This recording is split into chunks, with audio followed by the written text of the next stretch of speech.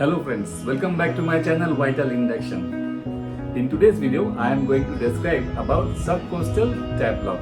So friends, let's get started. Friends, ultrasound guided TAP block is one of the most common block which is performed using ultrasound to provide post-operative analgesia. It is also used as a part of multimodal analgesia after numerous surgeries such as laparotomies, hysterectomies, cesarean section, after renal transplantation, and the list goes on. As we all know that TAP block or subcostal TAP block can also be performed without ultrasound. But the advantage of ultrasound in these cases are it provides excellent view of the plane between internal oblique and transverse abdominis muscle. Number 2, it avoids injury to the internal organs. Number 3, it avoids injury to the hollow organs. It also avoids injury to superior epigastric artery. The visualization of the subcostal nerves, the T6 to T9 nerves, is extremely difficult or it's not possible in this block. But if you have identified the plane, then your job is done. So let us quickly discuss the relevant anatomy before going to the ultrasound video of the block. Friends, anterior abdominal wall is supplied by T7 to L1 nerves, T7 to T11 intercostal, T12 the subcostal nerve, and L1 the ilioinguinal and the iliohypogastric nerve. So our target during this block is to block all these nerves.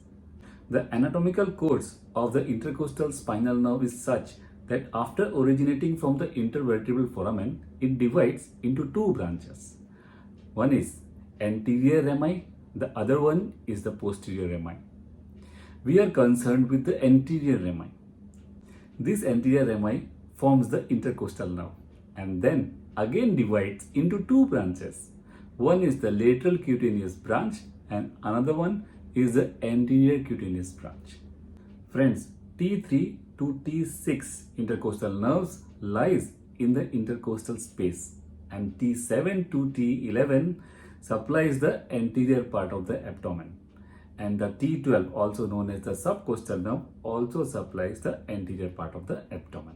All these nerves, after originating from the intercostal space, travels in the space between the internal oblique and transverse abdominis muscle, and it is from this area that they give the lateral cutaneous branch and the anterior cutaneous branch. Our idea during transverse abdominis plane block is to deposit the local anesthetic in between these two muscles so that the maximum part of the nerves is covered or bathed by the local anesthetic. On the other hand, the iliohypogastric and ilioinguinal nerve, which originates from the lumbar plexus or the L1, also carries some fiber from T12, and in similar fashion they carry sensation from the anterior part of the abdomen. This transverse abdominis muscle plane, which lies anterior to the transverse abdominis muscle, extends from its origin from the costal margin of T7 to T11 costal cartilages, the thoracolumbar fascia, and the anterior two-thirds of the iliac crest. From the origin, it travels horizontally or transversely to cover the lateral and the anterior part of the abdomen, and it gets inserted into the linea-alba and the aponeurosis of internal oblique muscle. So you can see this is a wide compartment where if we are successful in depositing our local anesthetic, then T7 to T12 nerves along with ilioinguinal and iliohypogastric nerve will get blocked. So friends, when I start to give ultrasound guided TAP block, I initially place my linear probe over the linea-alba. Going little bit laterally from here, you will see the three muscles clearly: the external oblique, the thick internal oblique, and the thin transverse abdominis muscle.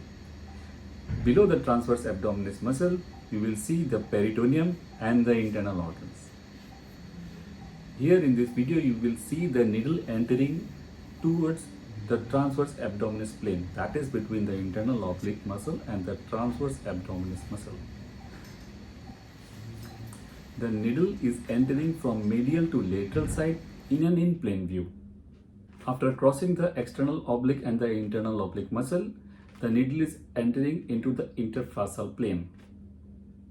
After injecting small amount of drug, the separation or the hydrodissection is seen between the two muscles. As we gradually deposit the drug between these two muscles, we will see unzipping of the muscle laterally. The volume of drug used in this block is around 20 to 30 ml. Care should be taken to avoid local anesthetic toxicity. Friends, Lee et al. In 2010 described the subcostal approach of TAP block. An ultrasound guided TAP block is the gold standard for this procedure. Friends, this block should be preferably performed under supervision because there are numerous complications which, if occurs, can create a lot of problem. The few of the complications which I want to narrate here are bowel perforation, liver laceration, intrahepatic local anesthetic injection, intraperitoneal local anesthetic injection, local anesthetic toxicity, retroperitoneal hematoma, and lastly, there might be risk of fall due to transient blockage of femoral nerve. So friends, be careful when you perform this block.